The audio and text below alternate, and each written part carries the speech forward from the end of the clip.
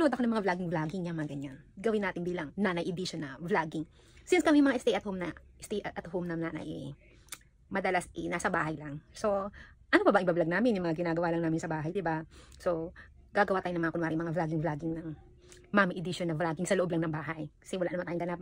Simulan natin ang aking vlogging sa aking maliit na dining area. See?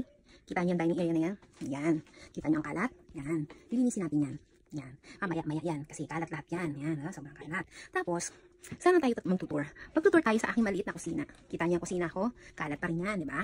Kasi, nag-almusal, pumasok ng anak ko, nag-ready ako, iniwan ako ng asawa ko, nagtrabaho na. So, lahat ng kalat iwan sa akin. Mag-travel tayo sa aking kwarto. Sa aming nag-iisang kwarto. Feeling vlogger talaga. Kwarto namin madilim. Ayan. Iti-travel ko pa sa aking mga tiklupin. Yan. Yan.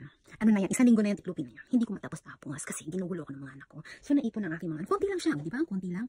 Ang konti lang yung mga tiklupin ko. Yan. Pag-travel naman tayo pupunta sa aming banyo. Sa aming banyo na buti na lang walang pang-amoy itong camera. Hindi nyo maaamoy ang aming. Tingnan natin kung medyo maayos. Maayos naman ang konti ang aming banyo. Ayan. Iikot ko kayo sa aming banyo. Ayan. Medyo malinis naman ang slide. Ang aking mga nagkalat na aking mga pag-make-up. Yan, mga palinis sa mukha. Yan. Diba? Kita nyo na. Travel naman tayo. Kaya mga ina. Umikot ang mundo natin dito sa bahay na to. Kaya tayo mag-feeling na lang tayo. Mag-feeling tayo na kunwari tayo nag-travel sa mga malayong lugar. Pero ang totoo naman, ito yung pinakamatindi sa part ng bahay namin. Sabihin ko sa inyo. Huwag kayong umasa na maayos sa bahay sa aming pamamahay dahil lahat ito ay kalat. Ito pinakamatinding part ng bahay namin na mag-i-enjoy kayo. Na parang sumasabog ang utok pag nakikita ko. Parang tumutor tayong utak ko eh. Pero anong gagawin ko? Marami akong anak eh. Pasensya na. Mahilig lang. Kaya ayan, ang daming anak, di ba? Hindi magawa mag-ayos ng sarili, hindi makalaba, nakakulong sa bahay. Wala, malamig sa Canada. Anong gagawin natin pag malamig sa Canada? Di ba?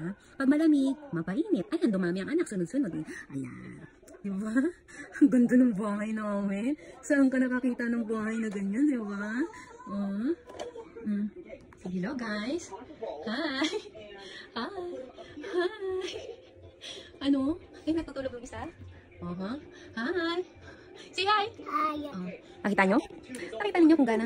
Pero, kahit magulo ang aming bahay. Ayan, dumating ang asawa ko. Pagpapogi ka. Ha? Ayaw mong pakita? Bakit? Para makita nila kung... mahal mo ko? Ayaw mo ha? Ayan. Ang aming bahay kahit magulo. Ito ang lagi namin motto sa pamamahay na ito. Motto. A happy home is filled with love and laughter. Makalat man kami sa inyong paningin. Masaya naman. Good. Hi Tia! How are you? Ayun lang naman ang aming travel. Mamaya alis ako. Makaka-aura ng konti. Makakaroon ako ng me time. Because may meeting ang anak ko. Makakapag-aura ang ina nyo. Hi nako! Ayun lang naman. Travel ko lang kayo sa aming munting tahanan na magulo. Ayos din naman yan mamaya. Maglilinis din naman ako. Pero kalma lang. Huwag masyado i-pressure yung sarili mo sa ano. Kaya minsan tayo mainit ang ulo natin kasi masyado kang napipressure sa mga gawaing bahay. Kalma lang. Take your time. Ayun lang. Nakapag-travel na tayo sa bahay namin. Ayun lang. Bye-bye.